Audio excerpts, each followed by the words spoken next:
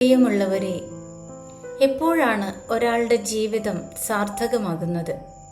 അല്ലെങ്കിൽ എല്ലാം പൂർത്തിയായി എന്ന് സംതൃപ്തിയോടെ ഉച്ചരിച്ച് മരണത്തെ പുൽകാൻ ഒരാൾക്ക് സാധിക്കുന്നത് എപ്പോഴാണ്?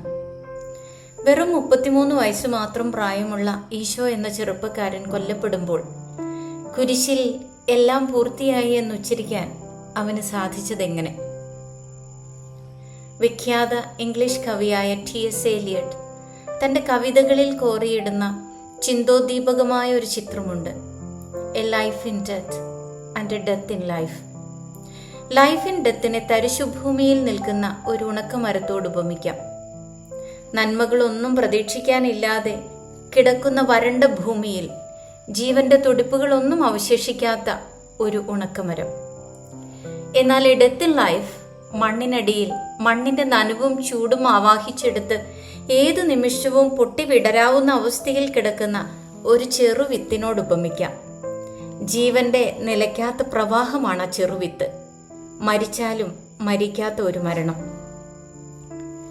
മരിച്ചാലും ഉയിർക്കൊള്ളുന്ന മരണത്തിന്റെ ആഘോഷമാണ് ദുഃഖവെള്ളി. ആ മരണത്തിൽ അടങ്ങിയിരിക്കുന്ന സ്നേഹത്തിന്റെ സ്പന്ദനങ്ങളാണ് ദുഃഖവെള്ളിയെ ഇത്ര മനോഹരമാക്കുന്നത്. ദുഃഖവെള്ളിയിലെ ആ സ്നേഹത്തിന്റെ ഭാവങ്ങളെ വായിച്ചെടുത്ത് ധ്യാനിക്കുകയാണ് നാം ഇന്ന്. പീഡാനുഭവത്തിന്റെ ഒന്നാം രംഗം എന്ന് പറയാവുന്നത് ഈശോ ശിഷ്യരോടൊപ്പം കെദ്രോൺ അരുവി കടക്കുന്നതാണ്.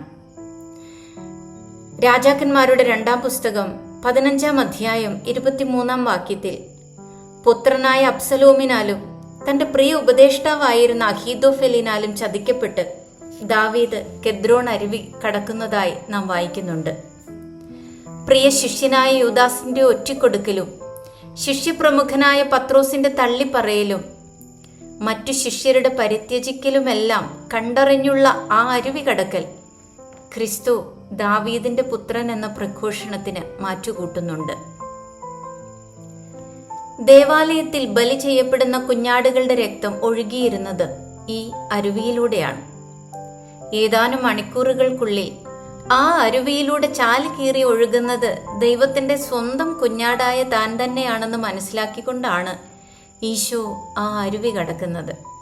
ഒപ്പം ഇനി ഒരു കുഞ്ഞാടിന്റെ രക്തം പോലും അവിടെ ഒഴുകരുതെന്ന ദിവ്യ കുഞ്ഞാടായ ഈശോയുടെ തീരുമാനം നാം ഇവിടെ കാണുന്നു. അങ്ങനെ പഴയ നിയമത്തിലെ ബലികളെല്ലാം ഇനി ഒരിക്കലും ആവർത്തിക്കേണ്ടതില്ലാത്ത വിധം ഈശോയിൽ പൂർത്തീകരിക്കപ്പെടുന്നു. പ്രിയമുള്ളവരെ, എല്ലാം പൂർത്തിയായി എന്ന കുരിശിലെ വാക്യം നിവർത്തിതമാകുന്നത് നാം ഇവിടെ കാണുകയാണ്. വഞ്ചനയുടെയും ഒറ്റിക്കൊടുക്കലിന്റെയും അവസരങ്ങളിൽ തിരിച്ചു ചോദ്യങ്ങളില്ലാത്ത, പ്രതികാരമില്ലാത്ത ദാവീദിനെ പോലെ, ഈശോയെ പോലെ നാം കടന്നു പോകേണ്ട അരുവികളുടെ നേർചിത്രമാണ് കെദ്രോൺ. 2-ാം സ്ഥലം ഗെത്സമേൻ തോട്ടമാണ്. ഗെത്സമനി എന്നാൽ ഒലിവു ചക്ക് എന്നാണ് അർത്ഥം. ഈശോയുടെ പീഡാനുഭവത്തിന്റെ ഏറ്റവും വൈകാരികത നിറഞ്ഞ ഒരിടമാണ് ഗെത്സമനി. എല്ലാ സുവിശേഷകന്മാരും ഈശോയുടെ പീഡാനുഭവത്തിന്റെ തുടക്കം എന്ന് വിശേഷിപ്പിക്കുന്നത് ഇവിടെയാണ്. മത്തായി സുവിശേഷകനിലെ ഈശോ ഇപ്രകാരം പറയും: "എൻ്റെ ആത്മാവ് മരണത്തോളം ദുഃഖിതമായിരിക്കുന്നു.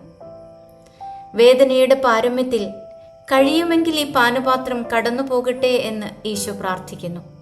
എങ്കിലും എൻ്റെ ഇഷ്ടങ്ങളല്ല പിതാവേ, നിന്റെ ഇഷ്ടം നടക്കട്ടെ എന്ന് അവിടുന്ന് പ്രാർത്ഥിക്കുന്നു." പ്രിയമുള്ളവരെ, ഈ യഥാർത്ഥ സമർപ്പണത്തിലാണ് കുരിശുയാത്ര തുടങ്ങുന്നത്.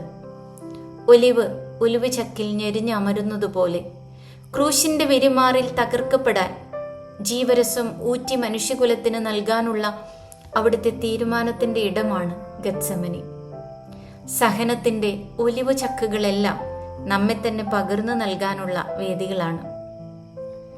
ഗെത്സമനിയിലെ അവിടുത്തെ 2-ാമത്തെ ദുഃഖം ഏതൊരു സഹനത്തിലും മനുഷ്യൻ അഭിമുഖീകരിക്കുന്ന തികഞ്ഞ ഏകാന്തതയായിരുന്നു. കൂട്ടിരിക്കുമെന്ന് വിചാരിച്ച കൂട്ടുകാർ പോലും രക്തം വിയർക്കുന്ന തന്റെ വേദനയിൽ കൂടെയില്ല എന്ന് കാണുമ്പോഴുള്ള അവിടുത്തെ പ്രതികരണം എത്ര ശാന്തമാണ്.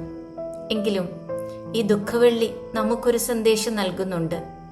നിങ്ങൾ ഇനിയും ഉറങ്ങി വിശ്രമിക്കുകയാണ്. കുരിശിന്റെ ശത്രുക്കൾ ഇതാ നാം വിചാരിച്ചതിനേക്കാളും അടുത്ത് എത്തിയിരിക്കുന്നു. അവിടുന്ന് പറയുന്നുണ്ട്, നിങ്ങൾ ഉണർന്നിരുന്നു പ്രാർത്ഥിക്കുവിൻ. ഗെത്സമനിയിലെ ഈശോയുടെ മൂന്നാമത്തെ ദുഃഖം സഹനത്തെ ശിഷ്യർ ആയുധം കൊണ്ട് അഭിമുഖീകരിച്ച രീതിയാണ്.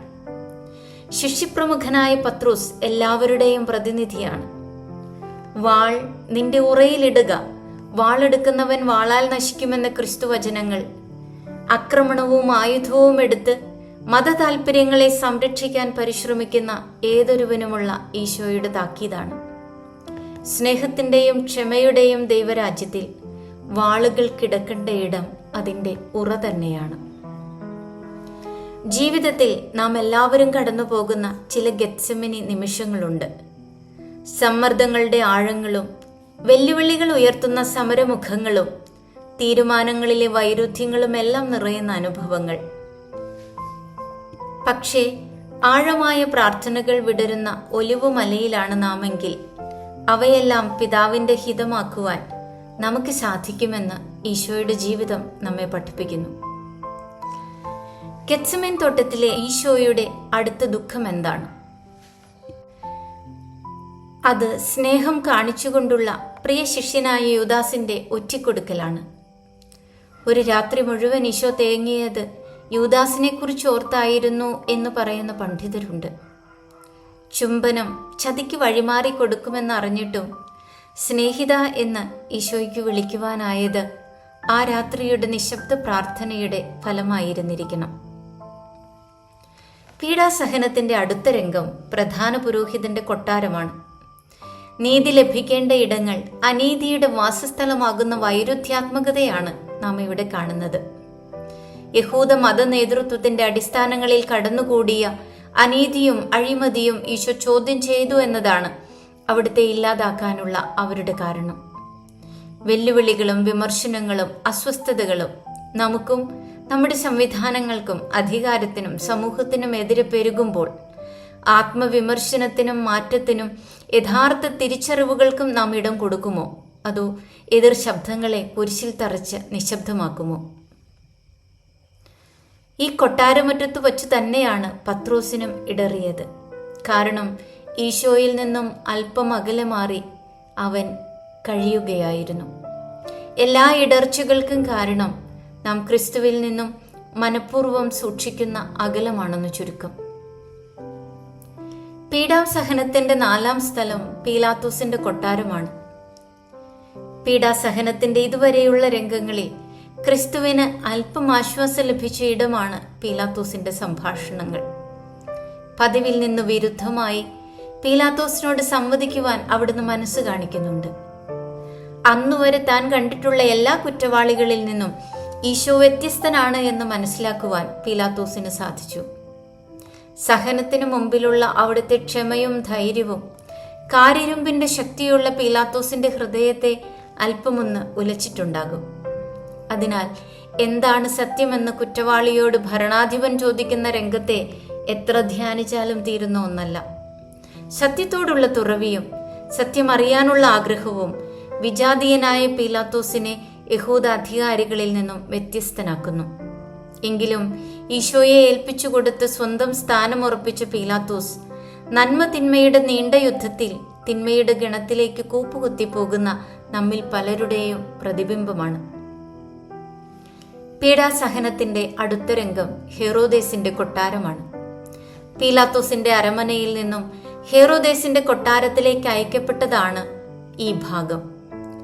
പീലാത്തോസിനോട് സംഭാഷിക്കുവാൻ മനസ്സ് കാണിച്ച ഈശോ പക്ഷേ ഹെറോദോസിനോട് ഒരക്ഷരം പോലും മിണ്ടാതെ നിൽക്കുന്നത് നമ്മെ അതിശയിപ്പിക്കും. ദേഹമാസകലും മുറിവേറ്റ് നിൽക്കുന്ന ഒരു കൊലയാളിയിൽ നിന്നും അയാൾ അപ്പോഴും കാണാൻ ആഗ്രഹിച്ചത് അത്ഭുത വിദ്യകളായിരുന്നു. ഈശോയെ ഒരു മാന്ത്രികൻ എന്നതിലുപരി മറ്റെന്തെങ്കിലുമായി അയാൾ കണ്ടിരുന്നില്ല എന്നതാണ് സത്യം. അത്ഭുതങ്ങൾക്കു വേണ്ടി ഈശോയെ സമീപിക്കുന്നവർ ഇന്നും ഹെറോദേസുമാരാണ്. അവരോടുള്ള ക്രിസ്തുവിന്റെ മറുപടി മൗനം മാത്രമാണെന്ന് നമുക്കോർക്കാം. വീണ്ടും ഒരിക്കൽ കൂടി പീലാത്തോസിന്റെ കൊട്ടാരം പ്രധാന രംഗമാകുകയാണ്. അശുദ്ധരാകാതെ പെസഹ ഭക്ഷിക്കേണ്ട നിയമം കാത്തുസൂക്ഷിക്കുന്ന യഹൂദ പ്രമാണികളാണ് ഇവിടുത്തെ ചിന്താവിഷയം. നിയമത്തിന്റെ മർമ്മമായ സ്നേഹത്തെയാണ് ബലി കഴിക്കുന്നത് എന്നവർ നിർഭാഗ്യവശാൽ തിരിച്ചറിയുന്നില്ല. നമ്മുടെ ആചാരങ്ങളും അനുഷ്ഠാനങ്ങളും അർത്ഥസമ്പുഷ്ടമാകുന്നത് എപ്പോഴാണ്? അവയുടെ മർമ്മമായ സ്നേഹവും കാരുണ്യവും യഥാർത്ഥമായ നീതിയും നമ്മുടെ ജീവിതത്തിൽ പ്രകടമാകുമ്പോഴല്ലേ? മറ്റൊരു വൈരുദ്ധ്യാത്മകത ഈശോയ്ക്ക് പകരം ബറാബാസിനെ ചോദിക്കുന്ന യഹൂദ പ്രമാണികളുടെ കാപട്യമാണ്. ബറാബാസ് എന്നതിൻ്റെ അർത്ഥം പിതാവിൻ്റെ പുത്രൻ എന്നാണ്. യേശുവിന് പകരം ബറാബാസിനെ ചോദിക്കുന്ന യഹൂദ നേതൃത്വം അവർ എന്തു നന്മയ്ക്കായി നിലകൊള്ളണമായിരുന്നുവോ അവയെയെല്ലാം ദാരുണം തള്ളിക്കളയുന്ന ദയനീയമായ കാഴ്ചയാണ് നാം കാണുന്നത്. ചില നേട്ടങ്ങൾക്കും ഉയർച്ചയ്ക്കും വേണ്ടി ഏതു തിന്മയെയും സ്വീകരിക്കുവാൻ നാം കാണിക്കുന്ന സന്നദ്ധതകൾ നമ്മെ യഹൂദ പ്രമാണികളുടെ നിരയിലേക്കാണ് ചേർത്തു നിർത്തുന്നത്. പീഡാനുഭവത്തിന്റെ അവസാന രംഗം കാൽവരിയാണ്. സഹനത്തിന്റെ ആ മലമുകൾ ആഴമായ പ്രണയത്തിന്റെയും ക്ഷമയുടെയും സൗഹൃദത്തിന്റെയും ഇടമായിരുന്നു. ആരെയും ഒറ്റപ്പെടുത്താൻ ഇഷ്ടപ്പെടാതിരുന്ന ഈശോ അമ്മയ്ക്ക് ശിഷ്യനെയും ശിഷ്യന് അമ്മയെയും ഏൽപ്പിച്ചു കൊടുത്തു. സർവജ്ഞാനിയായിരുന്ന ഈശോ തൻ്റെ കൊലയാളികൾ തന്നോട് ചെയ്യുന്നതിൻ്റെ അർത്ഥം അവർ അറിയുന്നില്ല എന്ന് ഗ്രഹിച്ചു തന്നെ ക്ഷമിക്കണമേ എന്ന് പിതാവിനോട് യാചിച്ചു. വന്നിടത്തേക്ക് തന്നെ താൻ തിരിച്ചു പോകുന്നുവെന്ന് യഥാർത്ഥ തിരിച്ചറിവോടെ അവൻ മൊഴിഞ്ഞു, പിതാവേ, അങ്ങയുടെ കരങ്ങളിൽ എൻ്റെ ആത്മാവിനെ ഞാൻ സമർപ്പിക്കുന്നു.